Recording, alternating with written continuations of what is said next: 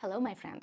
Today we are going to talk about resilience. Do you remember the story of the lumberjack who was cutting wood with a dull axe? When someone offered to sharpen it for him, he replied, "I don't have time, I need to keep chopping."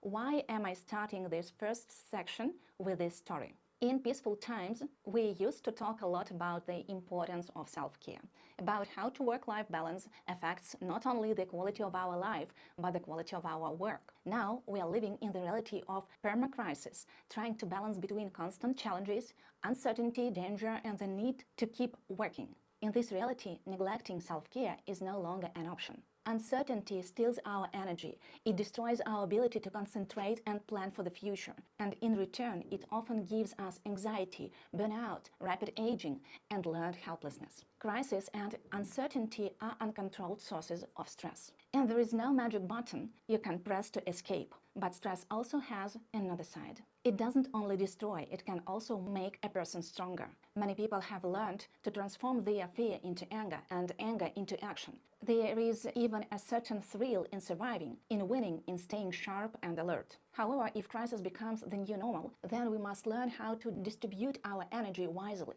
Running business is not a sprint, it's a marathon. Relying purely on the burning energy of negative emotions will not keep you productive for long. It will either burn you out or pull you into depression. That is why we are returning to the parable of the lumberjack. And that is why we are taking time to sharpen the axe right now. Pause this video, take a pen and a piece of paper.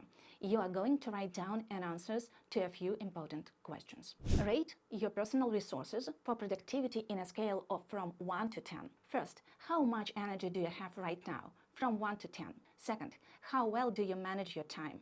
From 1 to 10. For example, if you decide to do yoga, will you actively find the time? What about a new project? Third, how well do you control your attention? From 1 to 10.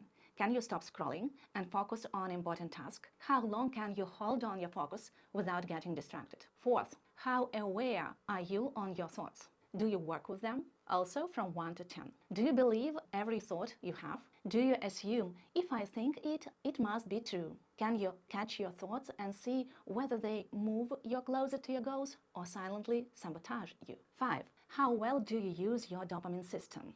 The prefrontal cortex, the part of the brain responsible for focus, runs on dopamine. But dopamine can be obtained in two ways: cheaply, like scrolling sweets, cigarettes, or expensively: progress, completed goals, learning, cold shower, workouts. So let me rephrase the question. Can you use dopamine to enjoy the difficult but important tasks in your life? Rate yourself from 1 to 10. And 6. Finally, do you understand the life you want to live? Your goals, your projects, your desired lifestyle? Or are you living in a constant state of waiting, hoping, postponing? Again, from 1 to 10.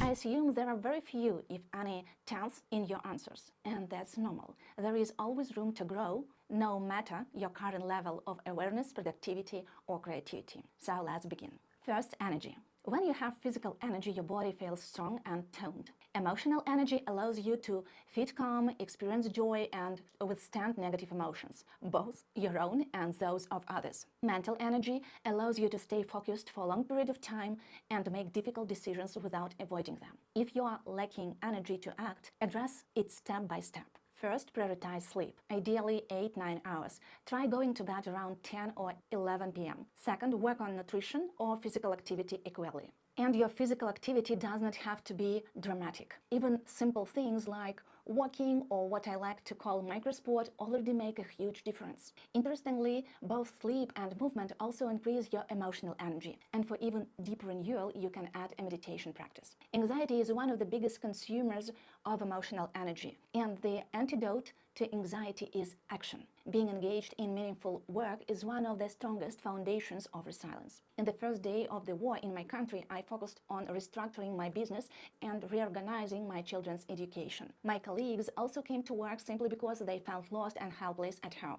Together with our children, we went to the nearest supermarket and helped at volunteer stations. Many people had left, huge lines of people waited for food, but there was almost no one to work. So we stepped in and we helped. As a mother, it was vital for me that my children did not feel powerless, that even in chaos and danger, they could influence something in this world. And this experience helped not only them, but also me and my colleagues to survive the most difficult first period of the war. From Stoic philosophy, we can also borrow the practice of imagining the worst-case scenario. As strange as it may sound, it reduces anxiety. For example, I ask myself, what if by the end of the year I'm unable to bring my new brand to break even? Then I explore possible reasons. I could quit too early, I could get exhausted or bored, I could lack the necessary resources, I could fail to find a working marketing strategy. And then I ask, what can I do right now to protect myself, my business, and my future from these risks? This practice transforms a vague, paralyzing anxiety into clear, concrete, manageable scenarios. Second, time. Are you the master of it? This is the question most people never ask themselves. Everyone knows that time is the most valuable resource, but there is an important truth most people miss. Time is only a resource if it belongs to you. Does your time belong to you?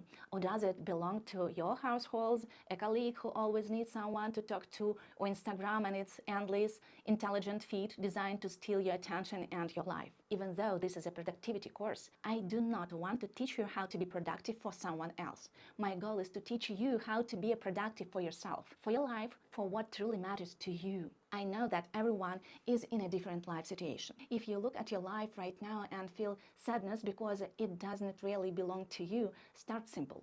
Give at least 1 hour a day to yourself and your goals. Just one. This is realistic. If, on the contrary, you technically own all of your time but waste it on TV shows, endless conversations, entertainment, and escapism, again, start by reserving 1 focused hour for something important. This problem is not only about time, it is also about focus and about choosing expensive dopamine instead of cheap pleasure. And if you already use your time wisely, then I invite you to go even deeper. Spend 15 minutes every single day and 1 full hour every week on strategy, reflection, and choosing actions that are more complex, but also more powerful. Because nothing is easier than being busy and nothing is harder than being effective.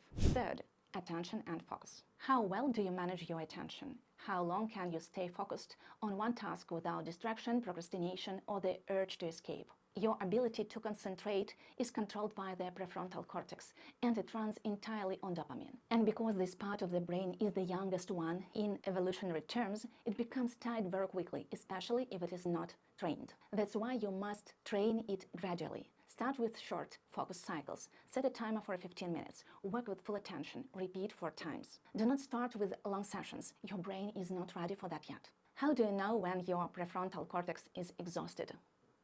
You will suddenly want to check your phone, scroll through social media, drink coffee, look for something easy. With deeper exhaustion, you may also become irritable, suspicious, emotionally reactive, or start doubting yourself. The fastest way to reset your brain is a power nap. Simply lie down and sleep for 10-20 minutes. That is often enough to restart your mind. One of my coaching clients even uses his car for this short reset between meetings. Other effective ways to recover: meaningful conversation, free writing on paper, uploading your mind, physical movement, and walking. Focus is a muscle, and just like any muscle, it can be trained if you do it with patience, awareness, and consistency.